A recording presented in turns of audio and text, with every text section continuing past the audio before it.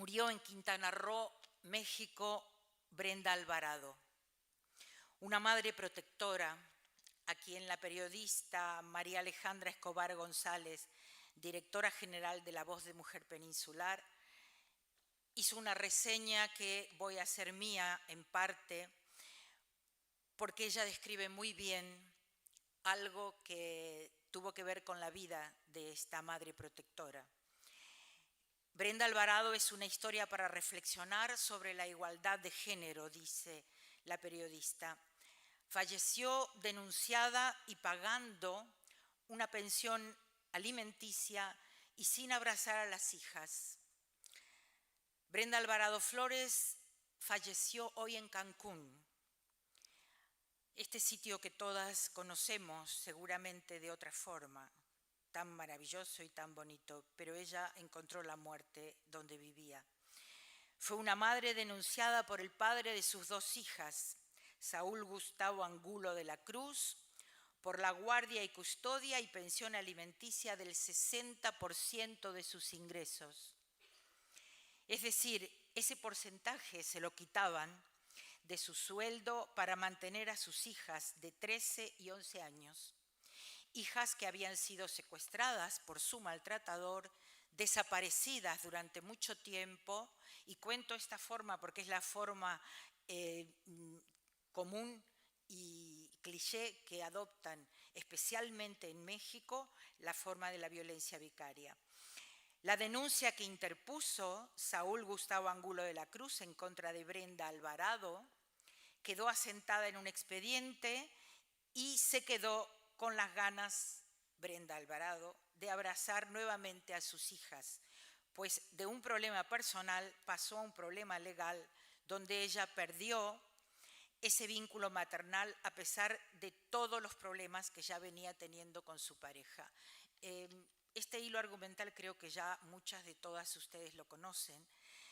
Quienes trabajamos con este tema también, lamentablemente, y esto la sumió a ella en una lucha constante, permanente, desgastadora, que acabó con su vida el día 11 de marzo. Brenda era una mamá joven que en varias ocasiones Saúl le rechazaba las visitas que ella tenía que hacer con sus hijas, que eran supervisadas, por cierto, porque ella pasó a ser la peligrosa. Van sonando los argumentos, ¿verdad? Pero aquí quiero mostrar esto. En un evento, Brenda Alvarado fue invitada a una presentación en Cancún con un músico, exintegrante de una banda conocida. Durante su intervención, Brenda Alvarado expresó lo siguiente: quitar el vínculo materno-filial en niños que viven una violencia extrema. Hay mujeres que somos víctimas, nos quitan a través de la venganza del padre lo más sagrado, que son nuestros hijos.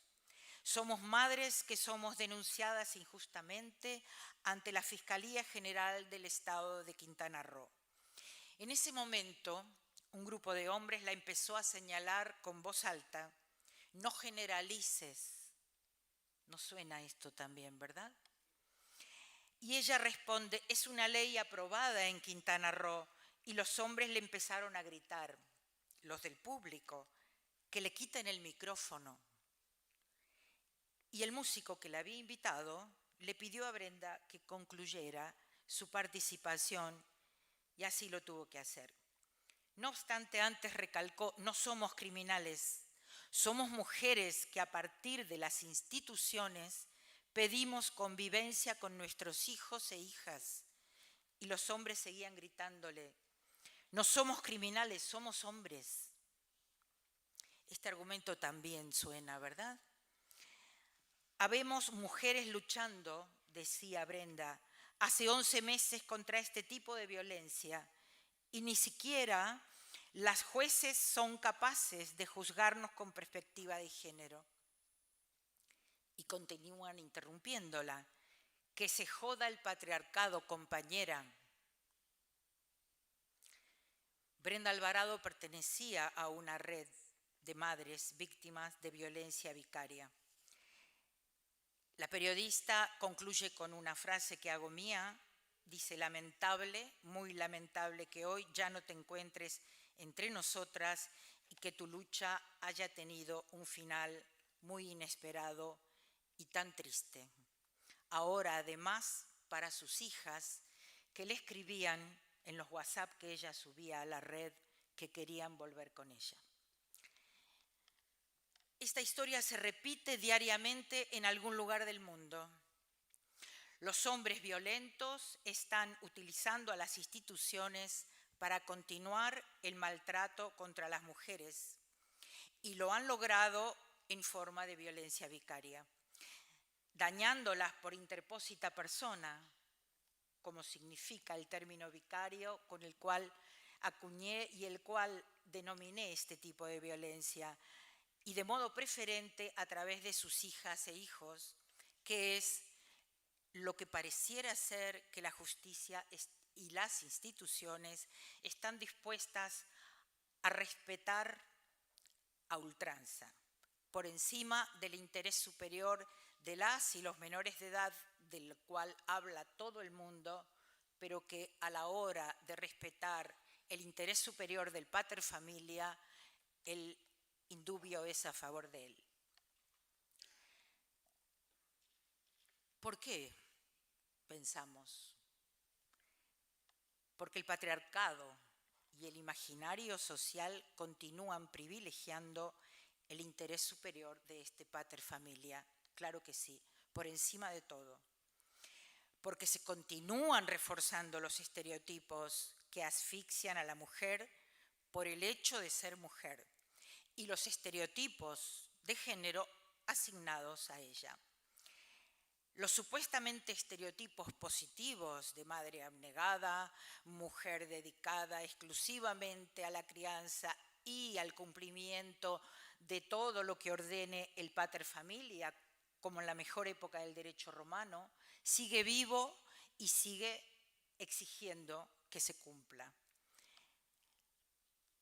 Los estereotipos negativos también, por supuesto, que desde la mitología y todos los tiempos se han reforzado. La mujer pérfida, la mujer que quiere quitar a los hijos e hijas al padre. Recordemos que en España recién en 1982 la patria potestad se hace compartida con la mujer. Hasta ese entonces era el hombre el que decidía todo con respecto a las hijas y los hijos. Sin embargo, se sigue reforzando el estereotipo que es la mujer la que maneja y controla todo. La mujer que quiere quitarle el dinero al exmarido, que quiere dejarlo sin hijos e hijas, que es malvada y perversa. Incluso la propia criminología describió que tenían perfiles distintos los crímenes realizados por mujeres que los asesinatos que cometían los hombres. Y decía algo así como que eran muchos más sanguinarios y atroces. Esto sacado de un manual de criminología. En todos los relatos la mujer sacaba lo que quería del hombre, que era seducido y hechizado por ellas. Así se ocupó la mitología desde todos los tiempos en atribuirnos esa cualidad por el hecho de ser mujeres. Hasta no hace mucho, hasta los huracanes solo se denominaban con nombre de mujer. Y hubo que hacer un esfuerzo puntual para que, por favor, se empiece también a nombrar en masculino. Pero así seguimos. Y voy a repetir cosas que seguramente quienes me han escuchado ya escucharon muchas veces, pero les voy a pedir que por favor no crean que es repetitivo. Lo tenemos que seguir afirmando. La violencia vicaria es violencia contra las mujeres por el hecho de ser mujeres y está en el marco de lo que se ha denominado en España la violencia de género. En México se ha logrado que en los estados donde se legisló esté en el marco del derecho de las mujeres, sus hijas e hijos, a vivir una vida libre de violencia. Y es fundamental que la dejemos ahí, porque la violencia vicaria le ocurre a las mujeres por el hecho de ser mujeres. No ocurre por otra cosa, no es por otro motivo. El patriarcado también nos enfrentó entre nosotras. El patriarcado se ocupó muy bien que no podamos lograr algo a lo cual teme profundamente, que es el asociacionismo. Y que por favor yo les pido a todas que nos unamos, que tratemos de hacer fuerza entre nosotras, porque no hay nada que el patriarcado tema más que nuestra unión.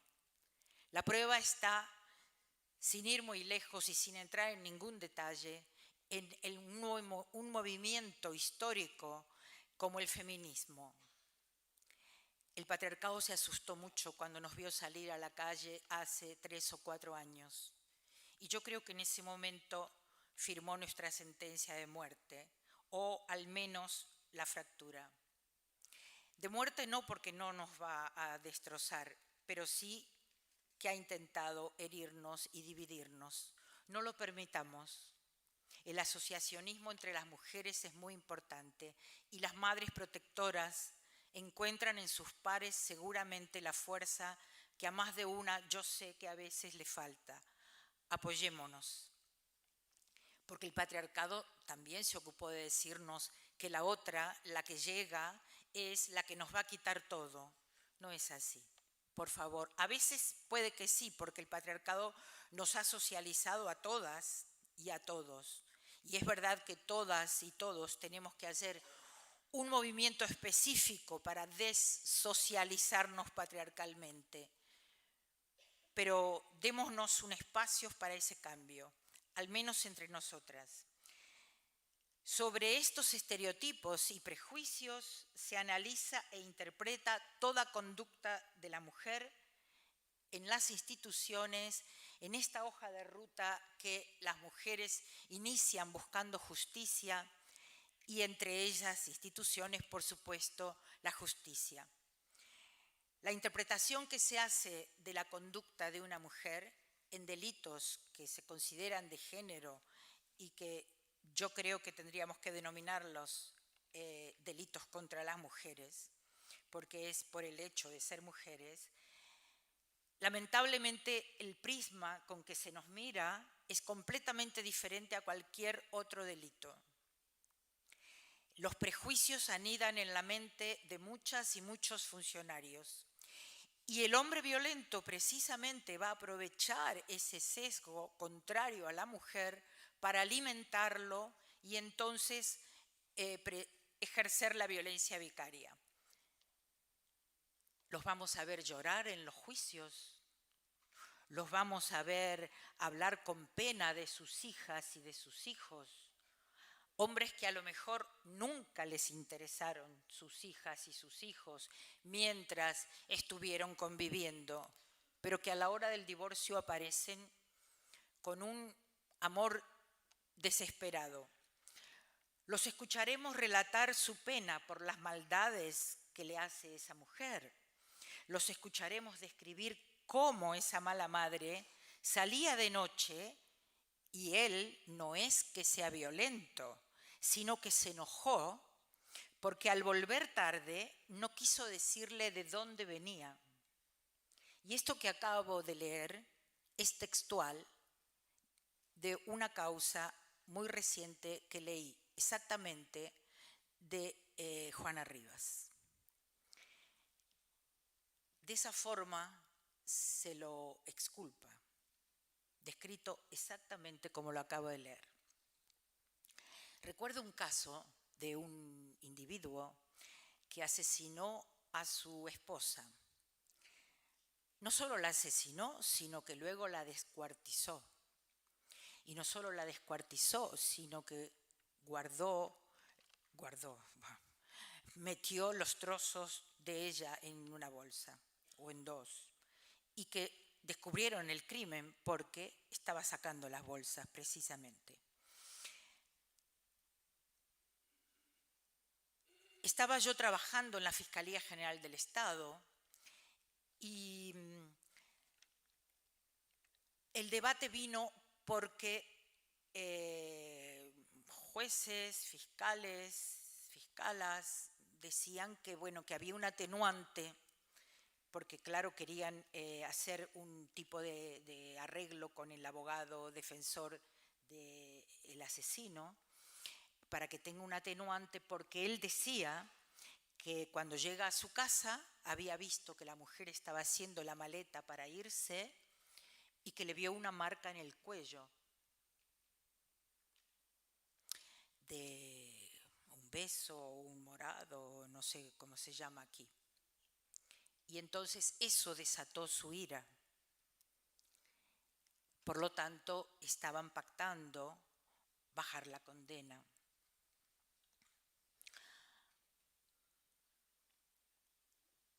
Me costó mucho, y por supuesto que no convencí a nadie, decirles que era una aberración esto. Y me decían que aparte que generalmente no eran reincidentes. Les juro que no estoy mintiendo ninguna de estas palabras. Esa fue la palabra que utilizaron para decirme que, bueno, que tampoco había que ser tan punitivista. 1000 casos más que seguro que cada una de ustedes tiene para poner como ejemplo aquí, y nos podríamos quedar días enteros contando. Que se calle, no todos los hombres le gritaron a Brenda Alvarado. Algo similar nos dicen a quienes trabajamos con este tema.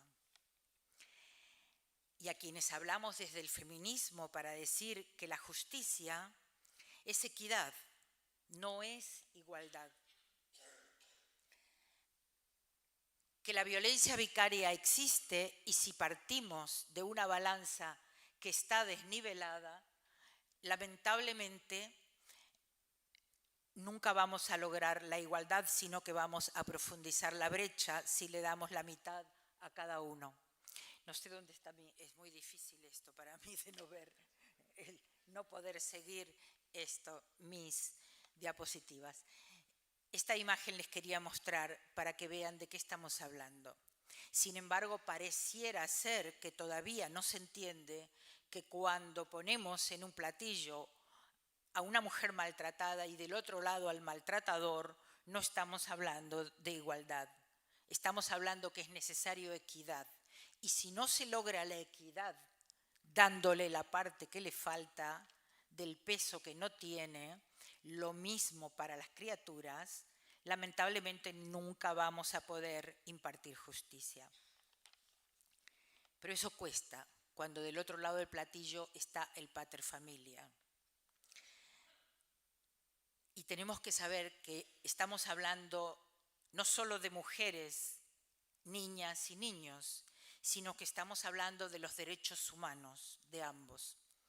En breve se cumplen los 30 años que Naciones Unidas dijo que los derechos de las mujeres son derechos humanos. Algo tan obvio como esto hubo que decirlo, alto y claro. Hubo además que escribirlo y firmarlo. 30 años, nada más. 30 años en la historia es nada. El pater familia lleva más de 2500 años afianzándose y el patriarcado más de 5000. Por eso no nos cansemos de repetir las cosas, porque creo que todavía nos quedan muchos años por delante para que alguna vez lo puedan entender. Y yo lo que quiero hoy reafirmar aquí también es que los derechos de las niñas y los niños son derechos humanos, porque las niñas y los niños, los 2 estudios que acaba de mencionar Paqui, que estamos realizando con la Asociación de Mujeres de Psicología Feminista, lo que nos han demostrado en el análisis de las causas decía que las niñas y los niños son invisibles. No aparecen en ninguna causa con ningún derecho. Todavía hoy se les niega la orden de protección de un individuo que está marcado y determinado por la justicia como violento, que además ellos y ellas, las niñas y los niños, arrastran la vulnerabilidad de saber que es su padre. Porque otra cosa que nos enseñó el estudio del cual va a hablar Mariló luego, es que en el 82% de los asesinatos, el asesino era el padre biológico. No todos los hombres, claro que no. No todos los padres, por supuesto. Hombre es otra cosa. Y padre también. El problema grave es que seguimos llamando de la misma forma a un hombre violento y a un asesino de los hijos como padre. Y eso no es ni un padre ni un hombre. Decía Paqui al comienzo que es importante nombrar. Sabemos que lo que no se nombra no existe. Y en psicología sabemos que las palabras conforman pensamiento y los pensamientos construyen realidades. Y es fundamental que empecemos a nombrar las cosas por su nombre y que comencemos a modificar esta realidad que se nos impone. Quiero decirle aquí, seguramente hay psicólogas, hay trabajadoras sociales, hay gente que trabaja en servicios públicos. Yo ya no sé ni por qué diapositiva voy, pero da igual. Ustedes entenderán y sabrán asociarlas. Y quiero decir algo que es tan obvio como que los derechos de las mujeres son derechos humanos y los derechos de las niñas y los niños también son derechos humanos. Toda mujer maltratada, víctima de violencia, especialmente de su pareja, vive en un ambiente de alto conflicto bélico, podemos llamarle. Todos los vínculos de afecto en un ambiente bélico se estrechan. Por lo tanto, toda mujer víctima de violencia de género, lo voy a llamar como lo llama la ley, es una madre protectora. A veces lo logra y de modo eficiente, pero lamentablemente a veces, por su misma victimización, no puede proteger suficientemente bien a sus hijos e hijas. No las condenemos, no las revictimicemos, no creamos ni patologicemos ese vínculo diciendo que es sobreprotección, vínculo simbiótico, vínculo, no sé, porque todos los días se le pone un nombre nuevo, se le inventa, preocupación mórbida, es la última denominación que conocí, vínculo fusional también, etc. No.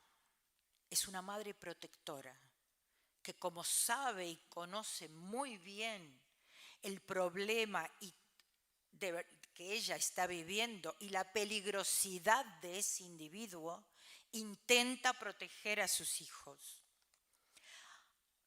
de la forma que puede, no de la forma que quiere. No la patologicemos, punto 1. No separemos a esa criatura de la única persona que la está protegiendo.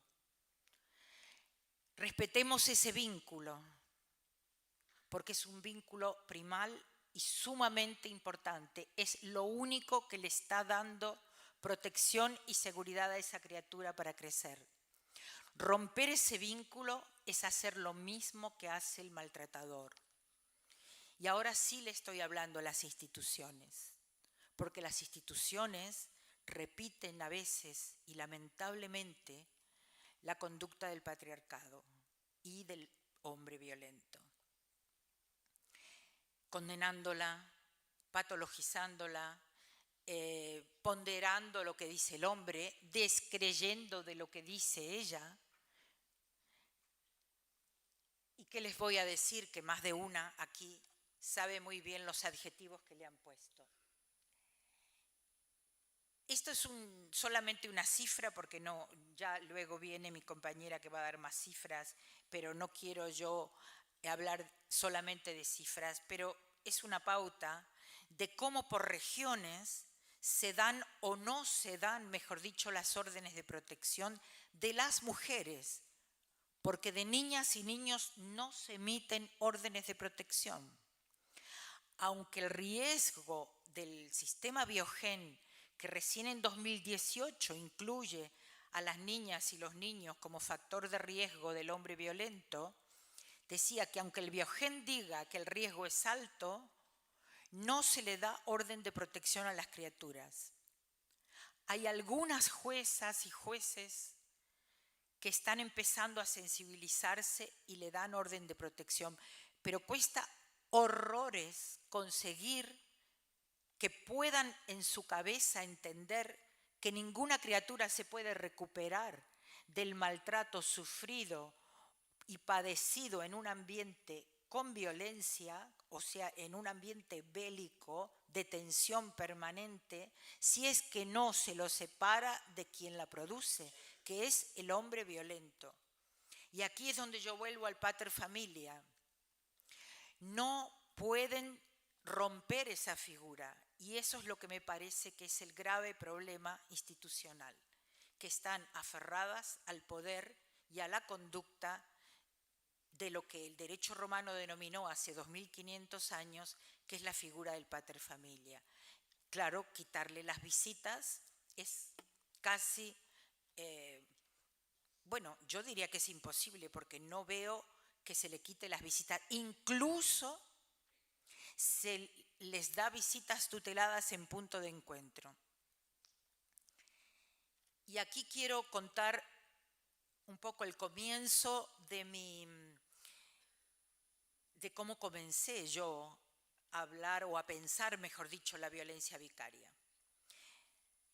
¿Por qué? Porque voy a hablar precisamente de los puntos de encuentro, de los sitios tutelados, etcétera, donde todavía creemos que las criaturas están a salvo. Yo comencé a pensar la violencia vicaria por un caso que conocí en Italia de una mujer cuyo hijo había sido asesinado en un punto de encuentro o ámbito protegido, como se llama en Italia, paradojalmente. Alguien que nos acompañó, esa madre, en el primer encuentro internacional. Ese individuo no solo entró a ese punto de encuentro con un cuchillo de dimensiones considerables con las que apuñaló a esa criatura, sino que también introdujo un arma de fuego, un revólver. Esa madre hasta el día de hoy, que ya han pasado, estoy hablando de hace 12 años o 13, sí, creo que desde el asesinato serán 13, no logró que pongan un detector de metales en ningún punto de encuentro. Y yo siempre digo, y lo voy a reiterar, y ya sé que soy muy pesada, que el día que le demos al riesgo que tiene una criatura con un hombre violento, el día que le demos el mismo estatus que le estamos dando la seguridad en los aeropuertos, por ejemplo, seguramente vamos a evitar los asesinatos de estas criaturas.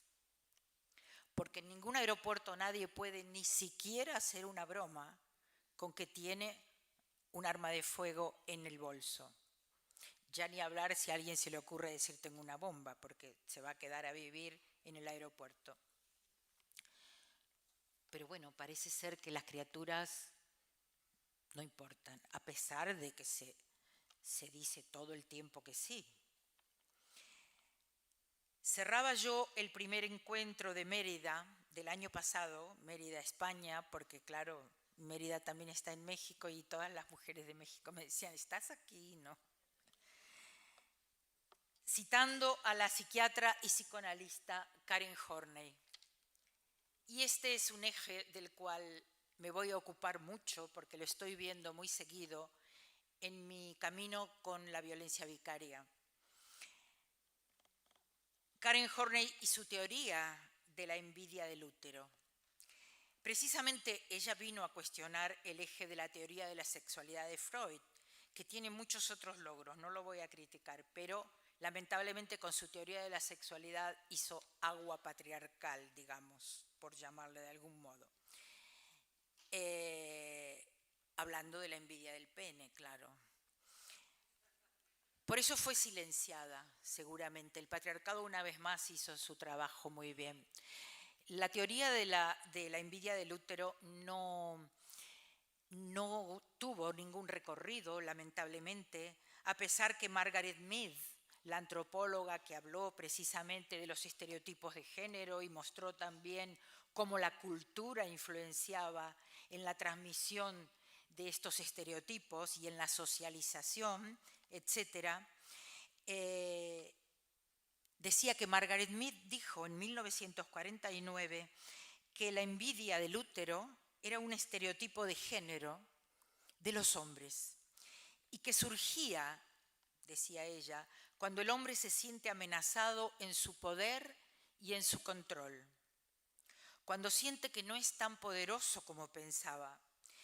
Dicho en otras palabras, y esto lo traduzco yo, cuando es herido en su machismo y en su narcisismo machista.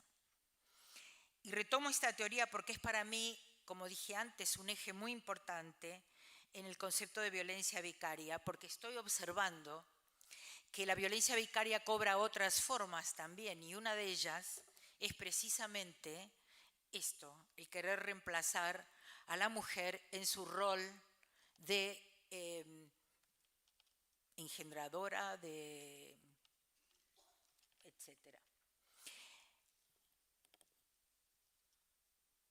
Es otra de las formas. Habéis visto antes unas diapositivas que decían que la violencia vicaria es extrema y que se da en forma de asesinato o desaparición, con todo lo que eso significa.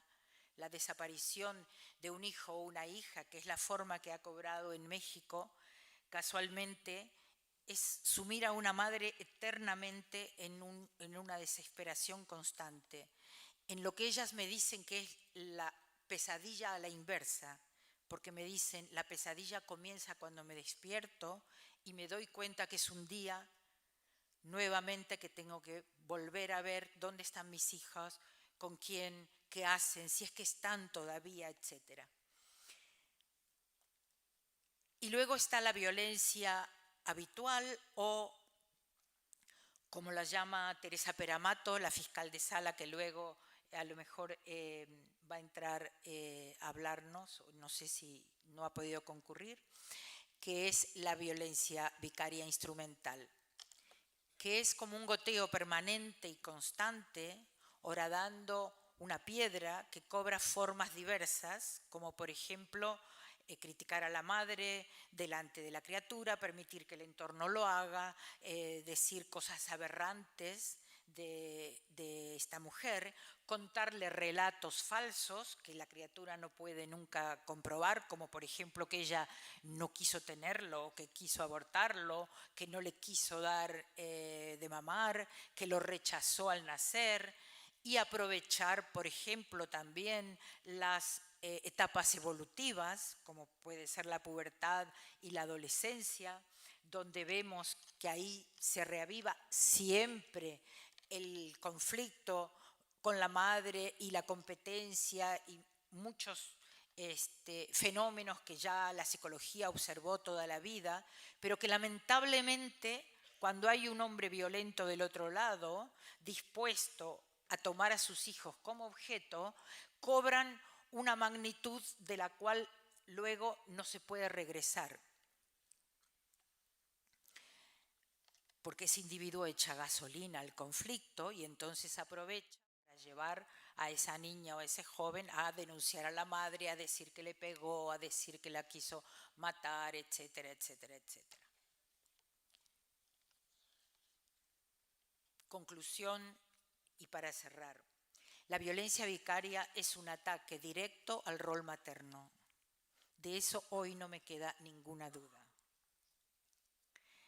Utiliza preferentemente a las hijas y a los hijos, pero lo que quiere atacar es el rol de madre, además. Quiere atacar a esa mujer a través de su línea de flotación, lo que sabe que es a través y por lo cual ella lo aguantó durante tantos años, porque todas estas mujeres llegan y nos dicen, es que yo aguanto por mis hijos, si no ya me hubiese ido. Y cuando les decimos es que por ellos precisamente tienes que poder dar este paso, me dicen no, porque lo que veo ahí que les pasa a otras mujeres, lamentablemente no quiero que me pase a mí. Eso es lo que estamos escuchando hoy La cifra de denuncias por violencia de género sigue siendo de un 20, un 22%. O sea, estamos frente a un delito que es invisible, pero se logró esto además porque las mujeres tienen miedo a las instituciones. Leía yo alguna de las cifras del último estudio que estamos haciendo ahora, que es de violencia instrumental o habitual, y es increíble porque el 98% de las mujeres dijo que en todas las instituciones se sintió cuestionada. Eso es muy grave, que solo en los centros específicos de violencia para la mujer se sintió comprendida. Esos mismos que precisamente a veces se quieren dar a entender como que son de parte. Esta frase de parte, que es una frase del discurso jurídico, no tiene nada que ver con quienes somos peritos o quienes estamos en otras disciplinas.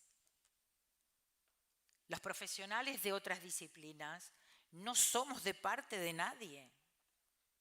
Que puede haber alguien que se venda porque alguien le pague, bueno, como en todas las profesiones, pero nosotros no somos de parte. De parte son los abogados y abogadas, ¿sí? Porque ellos por código deontológico tienen que defender a esa persona y tienen estrategias que les permiten omitir la verdad muchas veces. Nosotros no. Sin embargo, a los centros especializados donde hay psicólogas, trabajadoras sociales, educadoras sociales, se les llama de parte. Y es el único sitio donde las mujeres dicen sentirse comprendidas. Cuidado con lo que estamos haciendo. Se están precisamente desintegrando y no casualmente el único sitio donde a la mujer siente que se la comprende, se la acompaña, medianamente se entiende lo que le pasa y encuentra algo importantísimo del cual hablé antes, que es el asociacionismo con otras madres protectoras como ella, que la entienden sin palabras. Yo voy a terminar ya, no sé si llegué a la última diapositiva.